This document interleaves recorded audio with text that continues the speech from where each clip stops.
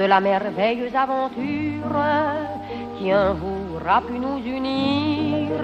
Je garde malgré ma blessure l'ineffaçable souvenir. Un souvenir, c'est l'image d'un rêve, d'une heure trop brève qui ne veut pas finir.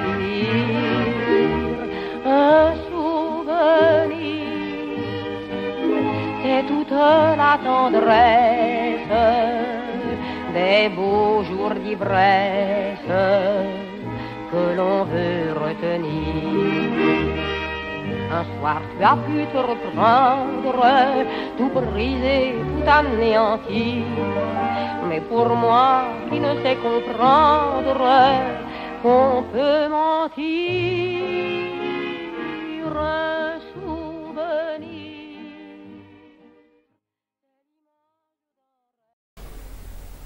Jean Castagne est né à Barcelone. Oui. Quelle date? 23 août 1930. Alors, bon anniversaire Jeannot. Oui. Et depuis 1930, Jean a connu pas mal de changements dans Barcelone. Oui. Et il va nous conter tous ses souvenirs sur les bars, les cafés surtout, et les restaurants de la commune. Oui, il disait dans le temps qu'il y avait eu 11 bistrots à Barcelone. Moi, je ne les ai pas tous connus parce que j'ai commencé à sortir après la guerre et il y a eu quand même un laps de temps où il n'y avait plus rien, il n'y avait pas de sortie, il n'y avait rien. On ne pouvait pas s'amuser comme ça a été maintenant pour la Covid. Moi, les principaux bistrots que j'ai connus, c'était en commençant par la place chez Drouillet, après chez Delos, chez Paubiès, après chez Catu, on appelait, dans la rue du... je sais pas ce que c'est comme rue. Dans la rue de Casamont. Dans la rue de Casamont. Ensuite, il y avait eu chez Dardal, qui était horloger, en face de l'échoppe, voilà. En face de l'échoppe. Il y avait vers M. Dardal qui avait monté l'atelier d'horlogerie, oui. Réparer les montres. Il avait une jambe raide, il était pensionné de guerre, voilà. Il ne pédalait sur son vélo qu'avec sa seule jambe valide. Ensuite, il y avait chez Camiade, oui. Ici à côté de l'église, et chez Mata, au presbytère, à côté du presbytère.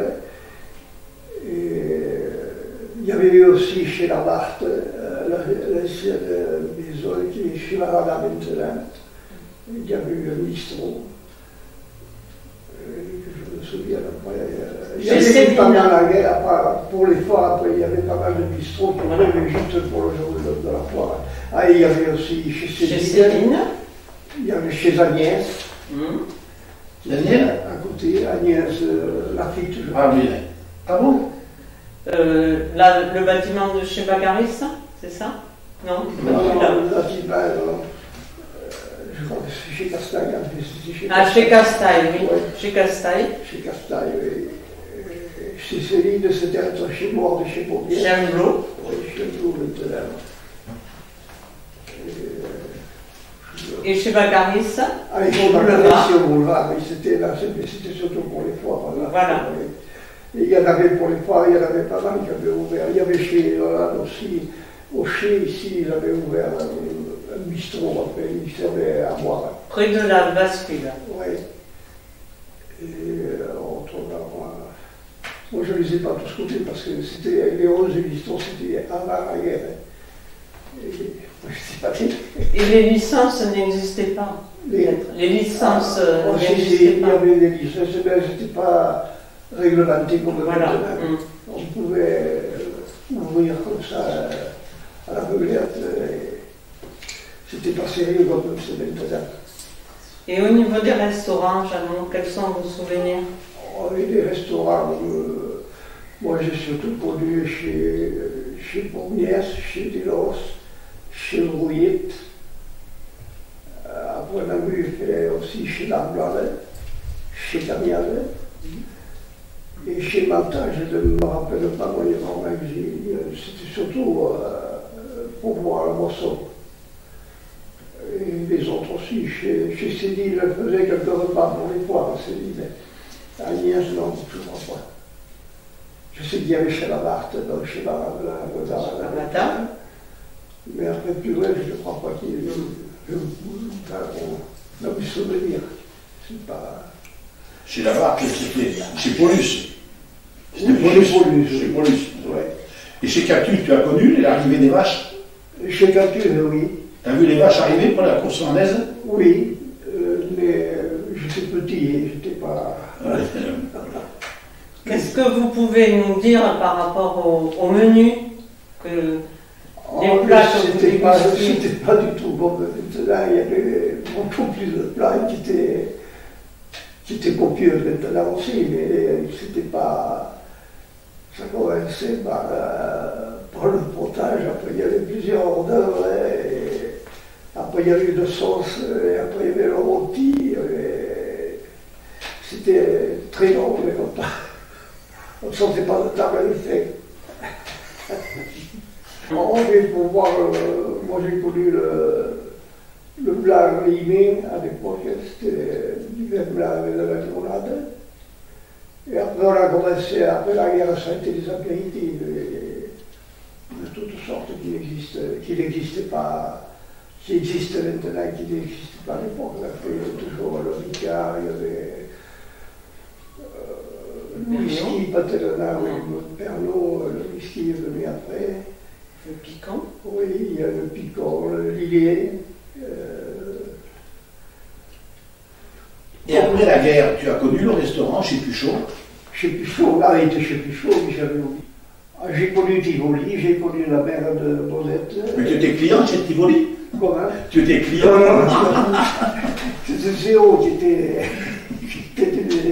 client de Tivoli. Théo, il avait chanté à la pillage.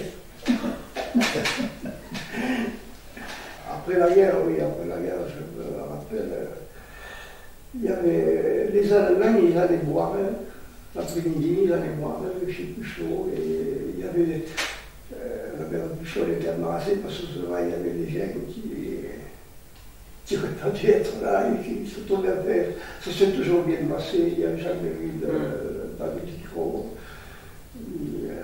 Ce que je me souviens, c'est que le père Puchot avait acheté un veau avec Magnifica. Il avait été poussé et vendu après aux alentours par force parce que pendant la nuit, il avait pendu dans une cour. À l'époque, il y avait des cours où il était du bétail pour les poires. Et ils avaient mis le veau sur une échelle à cette pièce. Et les Allemands ont visité toute la maison sur cette pièce. Mais quand ils ont été partis, le veau a été vite débité. Il a fait chaud le tour du quartier. Alors demandant s'il voulait du veau, on avait qu'à aller chez lui. Et ils ont dépecé, je le vois encore, devant la porte de la cuisine, qui est encore intacte. Ils avaient mis une table, une balance. Près du lavoir. Près du lavoir, oui. Et ils ont débité le veau, et je crois que quand ils ont été terminés, il n'aurait presque pas resté pour eux, et ils avaient gagné 50 centimes. Non, les quilles, il fallait être solide pour jouer au quilles, parce que c'est pour ce qui. Mais tu as connu tout le jeu au quilles? Ah, j'ai connu les jeux. Et où? À quel endroit? Chez Paumiès et chez Loulier. Ah, aux deux, il y avait ces deux endroits. Je ne sais pas si chez Catu, il n'y en avait pas eu un aussi. Mais peut-être. Je ne peux pas la affirmer, je ne me rappelle pas. Mais chez Paumiès et chez Drouillet, oui.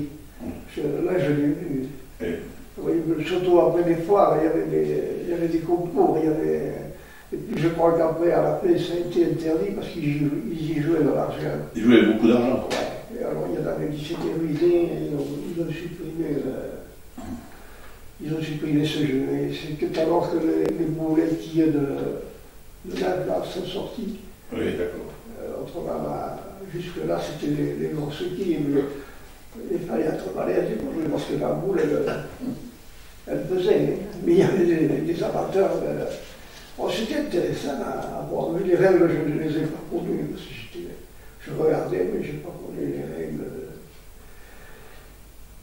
Alors, autrement, chez Pichot, ils avaient fait des repas. Je crois qu'après la guerre, ils ont fait le rassemblement de tous les jeunes ils avaient fait un banquet.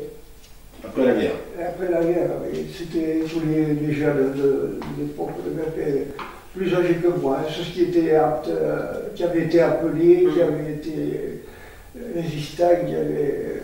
Moi, je suis là, ça ne me connaît pas. Ils avaient fait un repas, je me rappelle. Et il y avait la veille des foires, quand ça se trouvait un dimanche, la foire était le lundi, mais il y avait un monde sur la place, ils mettaient des tables sur la place, et ils savaient à boire.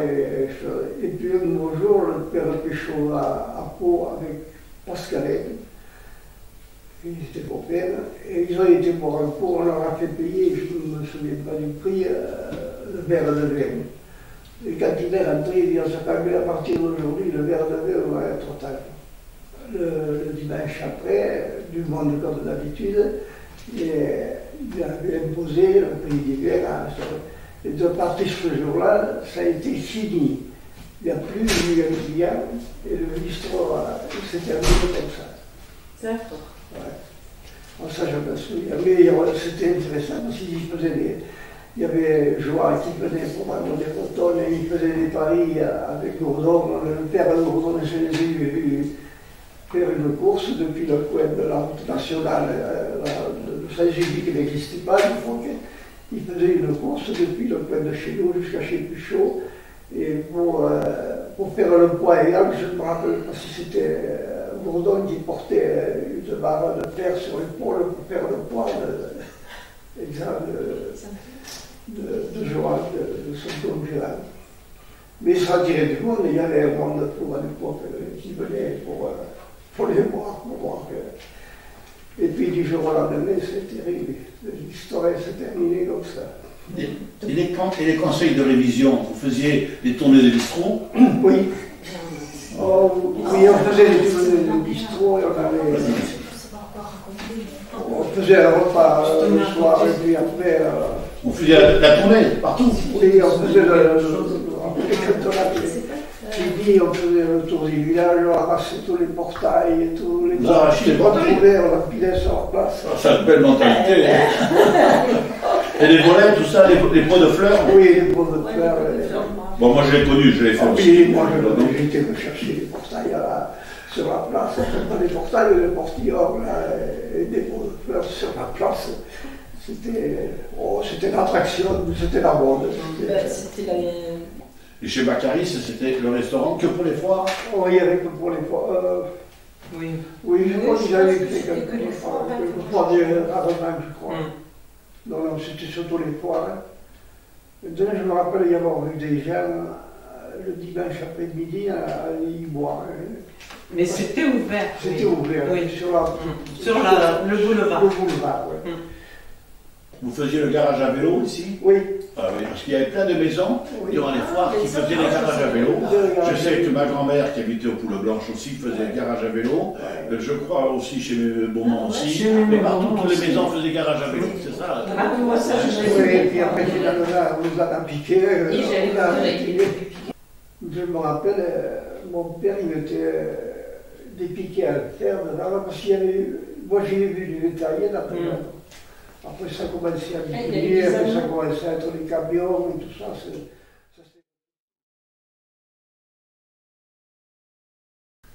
Oui, il y avait un bouclier. Et là, le père Drouillet, c'était, on peut dire, le manager de Tambaye. Et il attirait beaucoup de monde parce que c'était le champion de France. Et il y en a beaucoup qui voulaient se mesurer au champion de France. Parce que ça se payait, ça se jouait aux enchères et c'est parti. Qui? Voilà. Ah oui, c'était un jeu de quilles de combien? Les quilles 9, j'ai jamais connu le règlement. Alors, il parlait de choix, de chouesse. Et quand est-ce qu'il jouait Tambaye? Toute la semaine ou le dimanche? Oh non, le soir? dimanche, oh non, il ne dit pas le samedi, même le dimanche. Uniquement. Oui, on travaillait, tu sais. Il jouait de l'argent?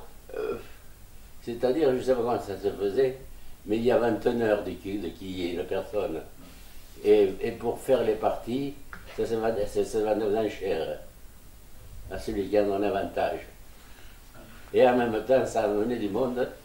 Et autour du quillet, il y a des étagères à la hauteur, à peu près hauteur. Et là, il n'y avait que des chopines et des verres pour les spectateurs. Qu'est-ce qui se passait? Qu'est-ce que c'était la particularité de chez Couture? Mais je te dis, c'était premièrement une bonne cuisinière.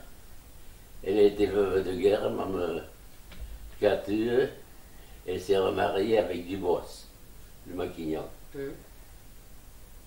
Voilà. Et c'est pour ça que Lucette Dubos a une demi-sœur qui était mariée avec Sarade Der, le marchand de matériaux de construction. d'accord. Mais il n'y avait pas un berger qui venait là pour la transhumance? Oh, mais si, ils s'arrêtaient tous. Et alors, qu'est-ce qui se passait? Ils mettaient les moutons où? Les moutons, parce que c'était pas comme ça. Il y avait le quillet et il y avait aussi la bergerie, si tu veux. Et alors, il avait une combine, le père d'Arolate, qui était horloger et grand métier de guerre, avant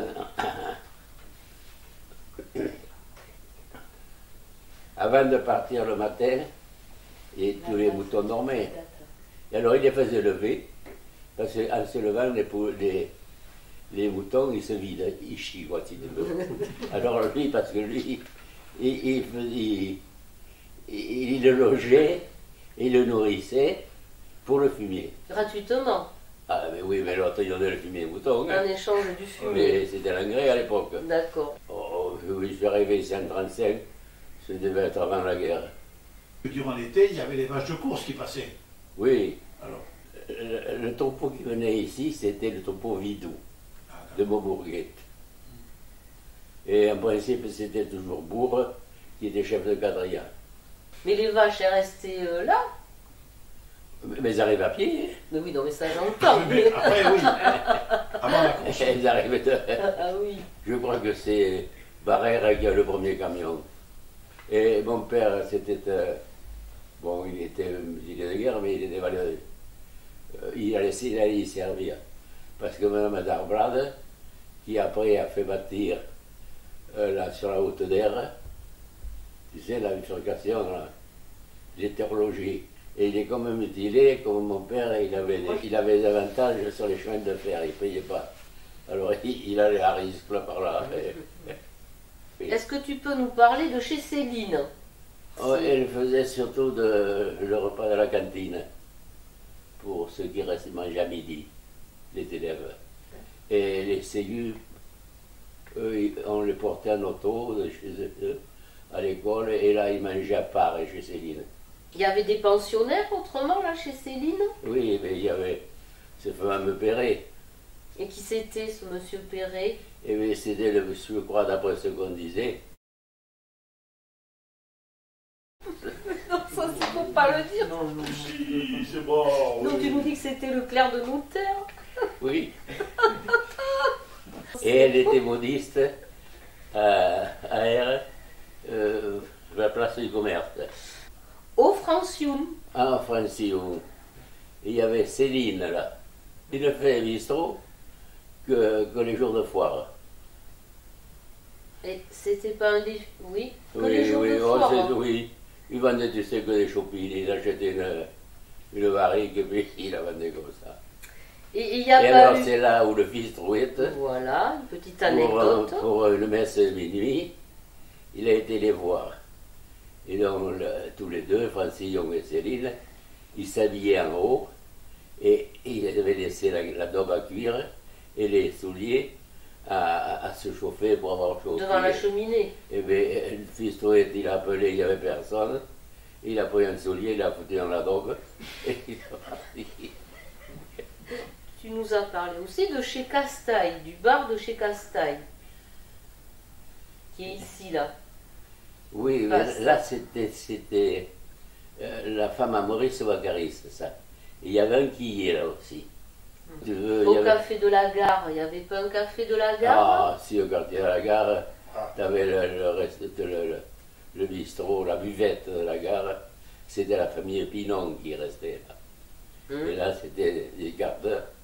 Et il y en a un qui écrivait sur la corde hollandaise, le père Paulus. C'est ça? C'était la famille Labarthe. Là-bas, C'est ça. Tout blanc. oui. Ah, les petits oiseaux. Les petits oiseaux, j'y ai chassé. Tambaye, parce qu'il y avait une cabane, avec 3 filets. Et ils avaient, après, autour du cou, de différents sifflets des oiseaux, tu sais. Alors, vous savez, Tambaye, quand c'était une espèce qui sifflait l'autre, ça ne les faisait pas poser. Et quand ils arrivaient à en attraper des ortolans, comment? Eh bien, je te dis que non, c'était pas des ortolans, C'était quoi? c'était des alouettes. Ah, des alouettes, pardon. Oui, voilà, je me trompe. Des alouettes. Mais je te dis, il y avait des femmes, le rendez-vous était chez Moussat, je ne sais pas comment, mais il y avait des femmes qui étaient payées pour aller, je te dis, les préparer, les mettre par douzaine sur une réglette, et tout ça, ça partait par le train à Bordeaux. Parce que le train, il passait plusieurs fois, maintenant il ne passe plus. Et la réglette, elle était faite comment? Avec Mais quoi? je ne sais pas, c'était comme si tu fendais un bambou, mais je crois que c'était plutôt quand tu fendais une jambe de maïs, tu sais, sur sa longueur. Bon, une longueur comme ça, on y mettait tous les 12 attachés par le cou, tu sais. D'accord, il est coincé. Quoi? Il est coincé par le cou. Oui, oui. D'accord. Ah, les Lambois, oui, mais les Lambois. Là aussi, c'était la guerre avec les gendarmes. Ah bon? C'est pas au restaurant. Ils ont mangé. Parce que la Lamproie, bon, à Saint-Maurice, elle est pêchée, mais au pont de Barcelone aussi. Et il y en a un qui s'était noyé. Et toutes ces vieilles femmes, elles avaient de vieilles recettes bien bonnes, tu sais. C'est pas... C'était comment? Quoi? Comment C'était en sauce, c'était bon. Les derniers restaurants qui restaient dans Barcelone, Oui. il y avait chez Cagnada, Chez Descorps, chez Drouillette, chez Moussat. Delos.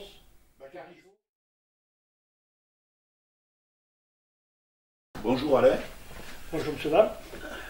Tu représentes la maison Moussat depuis plusieurs générations. Il y a 50 ans de ça, il n'y avait pas de bar. Il y avait une table, une comporte, et on lavait les verres dans une comporte. Le bar est arrivé bien plus tard, donc ce n'est pas grave. Mais c'est vrai que j'avais 10 ans, et à l'école de Barcelone, juste à côté, là, il fallait quitter l'école pour aller tirer le vin. Les gens, ils arrivaient, c'était pas le menu à la carte, mais des fois, quand ils commandaient le repas, ils voulaient des côtes de veau. Et je partais chercher des côtes de veau chez Pommiès, mon homonyme, mais qui ne s'écrit pas de la même façon. Élie. Et là, je repartais avec 4, 5, 10 côtelettes, et je faisais le voyage 4-5 fois, mais ça faisait partie de l'anecdote pour la viande, pour le vin, et j'ai participé à ça. Et j'avais 10 ans, 12 ans. Moi, ce qui m'a marqué le plus, c'est ces gens que j'appellerais Joie, qui avait les tables à côté du lavoir, d'Escazo, un monsieur qui s'appelle Maxi, qui m'a éduqué, j'étais son boy, entre parenthèses, où pour avoir 20 centimes pour acheter des bonbons, et bien j'étais au service de monsieur, pour l'eau, le pain, où il manquait quelque chose, et ces gens-là nous ont éduqués d'une certaine façon. Les parents, mais surtout le contact avec les clients. Et là, je leur tire un coup de chapeau, et tellement marqué par Maxi, le deuxième enfant chez moi, je l'appelais Maxime, parce que ça a été un monsieur. En plus, je me rappelle d'un transporteur de bétail qui venait de Saint-Giron, à côté de Foire, il s'appelait Houlier. Quand il arrivait, le camion, la veille de la foire, on savait que la foire serait très très importante. Les foires, sortir de l'école à 10 ans pour tirer le vin, ces foires-là, c'était le ballon d'oxygène, quoi. Ça nous amenait tous les 15 jours, foire et refoire. ça a amené de l'argent à Barcelone. C'était une foire moins importante, mais c'était quand même valorisant. Et là, c'est sûr que il y a des endroits, j'ai entendu parler à Peyrehorade, c'est les pieds de porc. Oui. Chez nous, moi je mangeais les pattes des poules avant de partir à l'école. Je faisais des poules en sauce. On en a fait, oui. Pas des coqs, il n'y avait que des poules, paraît-il, mais bon. Mais c'est vrai que c'était important, et puis on s'y régalait, et puis voilà, et on y a vécu. Ouais, il y avait les riz de veau, il y avait les salmines de Palome, où on a été assez bien cotés. Avec, c'est Jeannot, je crois, qui parlait de Guérard. On a eu le plaisir, pendant de longues années, à voir les cuistots de Guérard le lundi. J'ai eu le plaisir de voir Guérard chez moi, il y a 25 ans de ça, pour venir chercher le fils pour aller travailler chez lui. Maintenant, les riz de veau, oui, Agnès avait dû participer à faire la base de ces riz de veau, où on s'y régalait. Tu as connu le Quillet chez toi? Oui, le Quillet, c'est un endroit qui était privilégié, qui nous servait à faire sécher le tabac, et dans le Quillet en bas, quand on pouvait, quand il n'y avait pas de tabac pendant l'été. Et c'est vrai qu'avec, il y avait le vaccinodrome, non, c'était le jeu de quilles de 6, disons, entre le restaurant et puis où je me rappelle que mon grand-père, un jour, il cherchait de l'eau, puis là, et puis le mec, il a noyé le maillet, et mon grand-père s'est retrouvé au sol, la carafe, et voilà, quoi, c'était de bons moments, c'était ces quilles qu'on a gardées un certain temps, parce que il m'a servi à...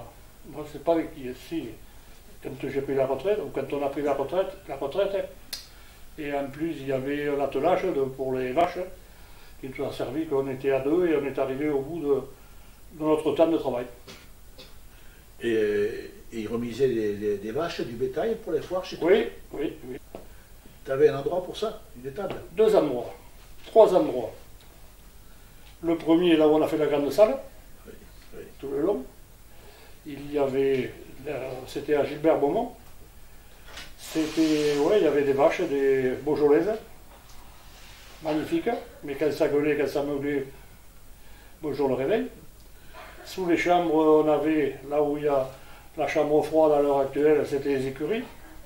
Et de l'autre côté, entre chez Thérèse et chez nous, c'était aussi des étables qui étaient aux frères à Beaumont, qui étaient à Mauriès, dans les Landes. Donc on était au milieu du bétail. J'ai vu du champagne couler à cette table ronde qu'on avait au milieu de la salle quand des affaires avaient été faites, quand ça s'était bien passé, quand... voilà. Oui, le champagne déjà c'était de tradition. Oh, non, mais c'était... Certaines affaires, ça se passait, ouais, comme ça, parce que Maquignon, les marchands, ils avaient fait bonne affaire.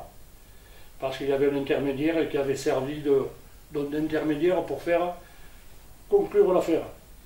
Et moi j'ai entendu dire que la prison avait été construite à cause des problèmes qu'il y avait dans les fins de foire, après dans les restaurants, dans les hôtels par là. Et est-ce qu'il y a eu des incidents comme ça durant les foires, où ça s'est toujours terminé dans la joie? Ça s'est souvent terminé dans l'alcool. Pour rentrer, les gens, ouais. C'était plutôt une cellule de dégrisement qu'une prison. Je crois qu'on appelle ça comme ça. Oui. Donc c'est une anecdote. Maintenant de dire que c'est en quelle année c'est arrivé, non, je ne sais pas. Moi j'ai toujours vu la prison, enfin, ou la cellule de dégrisement pour ne pas être. Maintenant je reviens sur Agnès, c'est elle qui nous a mis le pied à l'étrier pour monter. Pas pour des étoiles, mais pour arriver à sortir des produits. Et on arrivait à la fin à sortir 50 plats, disons, pour faire des repas de baptême, communion et autres. Je me rappelle, c'était Élie Pommiez, ici à la boucherie. Il nous faisait des tranches de jambon d'Or avec de la macédoine. On mangeait ça, on avait ces sauces de poule. Moi, je mangeais le souvenir de me lécher les babines de ça. Non, pas encore. On a gagné un peu d'argent, vous savez avec quoi? Il ne faut pas être sorti de Saint-Cyr pour... C'est avec jambon de œufs.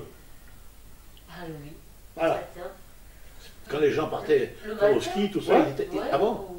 Et c'était tout programmé, on n'était pas si con que ça, je m'excuse. On disait aux gens, mais vous voulez ça, vous arrivez à Villeneuve-de-Marsan, vous nous commandez 40 assiettes, on vous les fait. Et les gens, ils arrivaient, paf, les assiettes étaient sur table, c'était pratiquement chaud, pratiquement fait, ils ne perdaient pas de temps. Quelques buzots qu'on savait les retarder un peu au bar, oui. Parce que bon, à cette époque-là, il y avait... Et bon, et voilà quoi, donc... Alors c'était 2 œufs, la tranche de jambon, et un, verre de rouge. Ouais. Ah, et du fromage, le cas échéant. Ah, un peu de fromage, ouais. Puis... Oh, il y a quelques années de ça, oui, il y a 30 ans. On a fait quelque chose qui n'est pas bien, enfin pas bien. On a essayé de faire la publicité avec un homme important du département. Et je suis allé le voir et il m'a dit non, non, je sais que vous faites quelque chose de pas bien, vous mélangez de l'armagnac et de la limonade. J'ai dit alors? Eh bien non, c'est un sacrilège. Donc, moi, SMP, Abel, je ne vais pas vous sponsoriser pour faire ça. Donc on est parti ailleurs, avec Gelaz à Dic-Fedensac. Et un jour, j'ai vu ce monsieur, Abel SMP, maire honoraire, sénateur, 80 balais, peut-être pas 80, mais 75 toujours. Il m'a dit, je m'excuse, c'est un sacrilège de le faire, mais vous avez trouvé la solution pour le vendre. Et j'étais le seul en France à vendre autant de sirop d'orange. Donc, je ne dis pas que j'ai été bon, non, non, mais bon, on a fait une sorte de...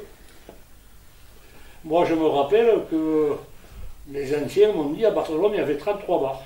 D'accord. Alors peut-être certains, il y en avait 23 de déclarés, et il y en avait 10 qui étaient au black, c'est possible, j'en sais rien. Donc, chez Pommiès, il y avait, comme chez Delors, je pense à cette époque-là, il y avait une salle où il y avait des beloteurs, 3 banques, il y avait de la fumée partout, il y avait des angolades, ouais, et il y avait un tiroir caisse qui était vide. Et un jour, je rentre du rugby à Héra, et j'ai dit à mon père, putain, je suis passé au platane, il y a 3 quarts, tu verrais le monde qu'il y a. Elle était bien avec Robert des Platanes, t'as qu'à aller le voir, tu lui en parles, tout ça. Et avec mon père, on va voir Robert des Platanes, et Robert, il dit, écoute, René, le jour où je serai complet, je t'emmènerai un quart. Et un jour, ben oui, Robert, il nous a mouillé un quart. De 5 médailles en jale, ça, je ne l'oublierai pas. On les a reçus, peut-être pas avec le tapis rouge, même fait.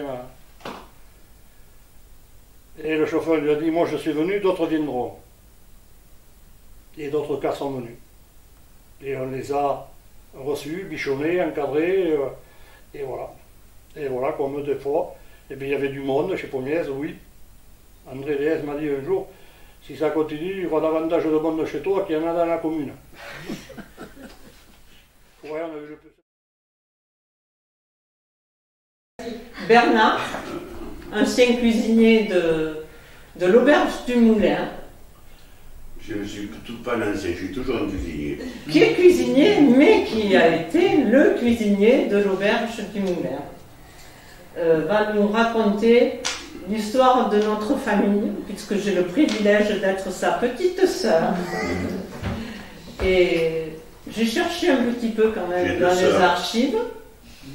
Et pas plus tard que ce matin, j'ai trouvé l'acte d'achat de la maison, rue d'Albret, 13 août 1900, 1900, oui. par Pierre Delos et Elisa Galabert. Voilà, je suis d'accord. Voilà.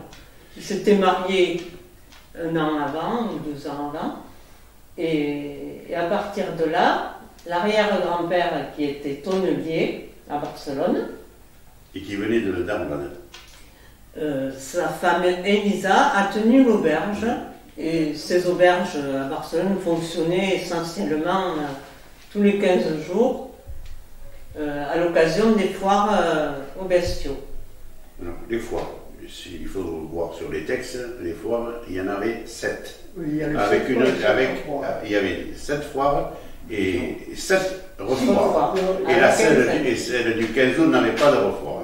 Voilà. Donc il y avait 15 foires officielles à Barcelone. Et cette il y a des dates fixes, attention, hein, elles avaient toute une date fixe. Et quand elles étaient le dimanche, elles étaient reportées le lundi, je pense, je me rappelle pas. Sauf celle du 15 août.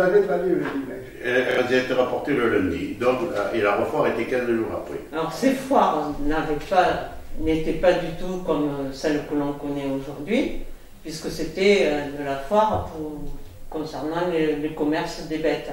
Oui. Les vaches, les cochons. Il y avait celle des cochons du mois d'octobre, qui était très importante. Et c'était après les chevaux, et après il y avait les chevaux, et les ânes, il y avait les moutons. Il y avait quelques peu. Et après c'était les veaux au mois de mai, c'était ça, les veaux. C'était au mois de mai, non, les veaux, la saison des veaux. Il n'y avait pas de foire spécifique. Non. C'était une foire avec eux. Et après, il y avait surtout pour dresser ceux qui avaient. Il y avait des foires spécifiques pour les cochons gras. Les cochons gras, c'est commencé en décembre, janvier, quelquefois février. Et oui, c'est ça. Le dressage des bœufs. Oui, alors les bœufs étaient dressés, les bouillons étaient dressés, et c'était surtout ça. C'était dans les années, moi je me rappelle dans les années 66 à peu près, je date, c'est la fin à peu près des foires de Barcelone. Je date à peu près à cette époque-là. Donc j'ai connu pendant, disons, 15-16 ans vraiment les foires comme elles étaient. Bon, le travail de la foire c'était très spécifique. C'était, il y avait beaucoup d'ouvriers agricoles, il faut dire, et la descente à Barcelone c'était la fête. Il ne faut pas l'oublier, et c'était la fête pour tout le monde d'ailleurs. Il y avait comme des bistrots. Alors, des bistrots, alors on va dire les bistrots qu'il y avait à Barcelone. Ce que je pense en 1960. Alors, il y avait Céline, qu'on ne peut pas oublier. Darieux. Céline, elle était chez un blot, tu vois. Chez un blot, là, à la Cassène, voilà. Céline, il y avait après, tu avais Camiade, il y avait Daroula, Dambou là-bas. Après, il y avait en retour. Mata, donc il ne faut pas oublier Mata, qui est à l'angle de la mairie, au presbytère, devant le presbytère. Tu n'avais pas Agnès aussi? Oui, attends, après il y avait, on revient sur la place, il y avait Drouillette, Marcel Drouillette, après il y avait Moussat, il y avait comme bistrot, je me rappelle, Lalanne qui tenait aussi, ici. Aucher, oui, là, oui, Aucher. Lalanne, après tu avais chez nous, et après, je crois que c'est tout. Et chez Bacaris. Oui, chez Bacaris et chez Puchot, oui, Bacaris. Donc là, ça en fait juste. Voilà. Mais ça, Puchot, je ne l'ai pas trop connu, moi, je ne me rappelle pas en quelle année. Tu te rappelles pas? Catu, c'était après la guerre, et attends, Catu, c'était avant la guerre. C'était avant la guerre. C'était Catu était. T'étais pas né. Non, je parle. Puis après, il y avait ta grand-mère, Marie Durotte, qui gardait les vélos. Et je me rappelle, elle avait une ficelle, un carton, et elle mettait des numéros au vélo, et elle gardait. Donc, il y avait des petits métiers qui étaient intéressants. Il y avait tout ce qu'il y avait, un petit métier. Il y avait toute une économie grâce aux foires. Voilà. Bon, alors, on va parler des cuisines pour la foire. Bon, pour la foire, c'est pas compliqué, c'était tout le monde venait, donc il y avait la soupe pour tout le monde, et c'était surtout la daube. Qui avait la daube, Barcelone était réputée pour sa daube. Donc les daubes étaient meilleures d'un côté ou de l'autre, chacun ses goûts. Et après, c'était le beefsteak qu'ils achetaient, c'était surtout le beefsteak. Et le foie de veau, Bernard. Le foie de veau, il était. Peut-être de génisse. Le foie de veau était. Pour certaines personnes qui le mangeaient, mais c'était surtout le beefsteak et le dessert, je ne me rappelle pas. Il y avait des beignets. C'était des pastis et des beignets. La daube, c'était Josette, la réputation de Josette. La recette date de Marthe et de Madame sa cuisinière. Élise. Belvédère. Voilà. Ça date de là. C'est une recette qui vient du couvent de Viella. Et parce qu'il y avait un couvent à Viella. Et il y avait l'école, et voilà. C'était cette recette-là qu'on tient. Voilà. Mais l'origine, c'est quand même. C'est une origine, oui, tout à fait. Parce que Élise était là. Marthe, c'était qui, Marthe? Ma grand-mère. Ma grand-mère, oui. La femme à Léon. Qui, eux, ont repris Après leur mariage en 1919, Mémé est venue s'installer et a repris l'auberge. Et mon père est né en mai. Voilà. Et Josette est venue, elle aussi, à partir de ce mariage en septembre 48. Voilà. Et Mémé lui a laissé la place. Et Lise est restée cuisinière chez ma mère depuis alors 1920 jusqu'en presque dans les années 60. Moi, je l'ai connue aussi. Elle est restée plus de 40 ans cuisinière ici. Bon, alors c'était ça. Voilà les fêtes, les foires. Des grands bruits, des grands coups d'aiguillade sur les tables. Les hommes avec les sabots. Peu de personnages féminins, il faut dire, c'est vrai.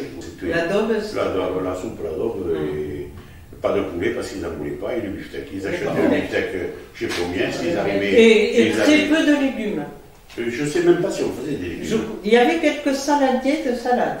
Ça, je m'en souviens, mais c'était à la demande. Et l'adobe, il la servait comme ça, sans pommes de terre sans... Non, ça rien. Non, des grands plats. C'était une recette qu'on avait à nous. Parce que mon père voulait, je devais être mécanicien, mais mon père m'a fait gratter les cadres et ça m'a plu. Et j'ai de suite compris que c'était pas fait pour moi de gratter. De vélo pour l'Européenne. Alors j'ai dit, c'est pas pour moi. Et pourquoi tu as choisi la cuisine alors? Parce qu'on y vivait. Parce que j'étais cuisinier. Ouais. Mais tu faisais ta mère. Tu faisais avec ta mère? J'étais cuisinier, je ne sais pas faire autre chose. Et tu cuisinais avec ta mère? La mère, tu cuisinais pas avec ta mère, tu l'aidais pas? Non, mais je ne vais pas. Non, c'était comme ça, j'étais cuisinier. Si je faisais que de petits boulots que j'avais envie de faire, mais je n'étais pas. Je n'ai pas été. J'ai aidé, mais elle ne m'a pas poussé de façon de pas me. Vu que j'avais été. J'étais pas fait pour la ferraille. Ça, c'est tout. Donc, c'était votre choix. Donc, c'était maman, le métier de maman. Voilà. Puis le cochon aussi, de tuer le cochon, ça me plaisait, tu vois. La cuisine du cochon me plaisait, la cuisine du canard me plaisait, donc c'est déjà énorme. Donc là, je participais. Même depuis tout, ça je me rappelle avoir toujours fait. Et on passait avec les anciennes cafetières à café, tu sais, avec l'eau pour passer dans les tripes, des bonnes femmes. Je me rappelle, on faisait comme ça, c'était le travail des enfants. Et voilà, on faisait ça, non, mais non, c'est ça. Bon, après, mon parcours cuisinier. Oui, tu as commencé où à apprendre? Je suis rentré au LEP de jeune fille. C'était pas le LEP, c'était le lycée. Finalement, c'était le CET, c'était le centre dans CET, comment c'était? Collège d'enseignement technique. Non, collège d'enseignement technique. Un CET à Cabreton. Ah, à Cabreton, donc j'ai fait 3 ans à Cabreton. Une mobilette. Et après je suis parti, en 1966, j'ai eu mon CET. Et là j'ai fait toutes les saisons. Non, les saisons, Cabreton. Je suis resté jusqu'à l'âge de 19 ans de partir à l'armée. C'est pour ça que je connais bien Cabreton. D'accord. J'ai fait Cabreton et au Sauveur. D'accord. Et après je suis parti à Paris. Voilà. Comment tu te faisais faire à Paris? Avec la cuisine, pareil. Et où? Au Bristol, voilà. Voilà. Et là j'ai fait 2 ans. Oh, les autres endroits, non, le Bristol, on va dire que le Bristol. C'était la fin et le début, la fin de la grande cuisine bourgeoise qu'on faisait, qui était universelle, et le nouveau de la cuisine moderne. C'est-à-dire que quand on commençait à faire les haricots un peu craquants, voilà. Je suis à ce. Parce que les plats de vieille cuisine technique, je vais vous dire une chose, que quand au Bristol, il était que vous voyez un gars disait j'aime manger le château ou l'escalope meilleur au poids de veau d'une maison à l'autre, je peux te dire qu'on n'avait pas besoin de demander l'augmentation au chef, et encore moins au patron. Donc après toute la nouvelle cuisine est arrivée, et maintenant je ne sais plus faire la cuisine à l'heure actuelle. Voilà. Moi je me souviens que tu venais voir ma grand-mère, vous enfermiez des après-midi entières, tous les deux. Oui. Et on ne sait pas ce qu'ils se racontaient. Oui, non, on parlait de cuisine. Cuisine. Ouais. De recettes. On parlait, elle savait faire la cuisine, elle savait... C'est tout, vous parlez... Mais moi, je me souviens qu'on ne pouvait pas rester. Ah non, c'était tous les deux. Ah oui, oui, ni maman, ni papa, c'était tous les deux. Ils se débrouillaient, ils venaient, quand il n'y avait personne, ils étaient tous les deux. Donc ils devaient s'échanger des petits secrets. Elle t'a donné des secrets de cuisine, peut-être. Non, je pense que cuisinier, t'es un artiste, t'es un peintre, t'es un menuisier, je pense... Mais c'était compliqué à notre époque, parce que le lycée, la cuisine, c'était au millimètre. On travaillait tous avec le Dupont. Le Dupont, c'était la Bible de... Et puis il fallait faire d'après. On ne pouvait pas sortir des sentiers battus, tandis que maintenant, je suis revenu avec mon épouse. En 81. Ah oui, c'est ça. 80. En décembre 80. Oui, alors voilà, une anecdote là-dessus. Maman était fatiguée. Voilà, on reprend l'affaire. Et on va pour la retraite de mon grand-père. Et on va voir, je ne sais pas qui c'était, je ne me rappelle plus où c'était, mais c'était au bureau de Monsieur Léon, il était sourd. Vous savez, mon grand-père, il savait faire, oui. Durée de votre activité, 63 ans. La bonne femme qui était en face d'un son qui n'était pas encore avec l'ordinateur. Je ne vous ai pas demandé votre âge, je vous ai demandé la durée de votre activité. Madame, je vous ai dit 63 ans. Voilà l'anecdote de mon grand-père. Oui. Voilà, après c'est mon épouse avec qui a pris l'affaire. Et après, on a transformé l'atelier de mon père en 82. 2 ou 3. Oui. Et on a transformé l'atelier de mon père en restaurant. Là aussi, les communions, ça marchait terriblement. Maintenant, il n'y a plus de communions. Il y avait 6 semaines de communion, c'était 6 semaines. C'était fabuleux, les communions qu'on faisait. Et là, c'est après les mariages. Oui, après les mariages. Et les remariages. Donc, moi, j'ai toujours été le commis de ma mère et de ma femme. La restauration, c'est spécial, c'est un métier spécial. C'est des gosses spéciaux, très spéciaux, je dirais. Et les femmes, maintenant, puisqu'il y a des filles, il ne faut pas les oublier. Oui. Et dans le milieu, moi, je n'en ai pas connu, dans mon montagne, je n'en ai pas connu. Bon, maintenant, il y en avait, hein, mais enfin, voilà, c'est un métier très dur, ingrat. Si tu ne fais pas avec patience, c'est